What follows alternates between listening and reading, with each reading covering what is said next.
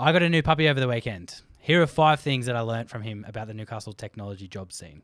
Job postings sat at 82 for the month of November, which was very similar to the previous 2 months. However, in November last year, there were 153 jobs posted. This is a 46% decrease year on year, which is one of the biggest drop-offs we've seen since recording this data. Although the numbers seem dire, I wouldn't stress too much. November last year was very much an outlier in the data and one of the biggest months that we saw last year.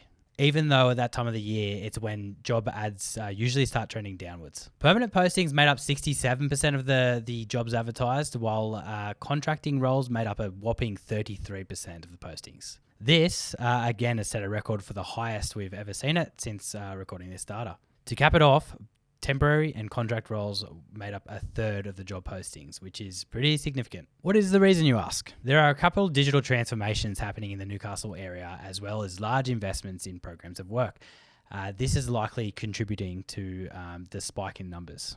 Roles with no mention of flexible or hybrid work arrangements made up 50% of the job postings, while hybrid made up 48% and remote made up 2%. There still seems to be a couple of sneaky remote roles coming into these figures, which is good if you're a remote worker, as it's remaining pretty consistent. Mid-level roles made up 59% of the postings, while senior made up 21%.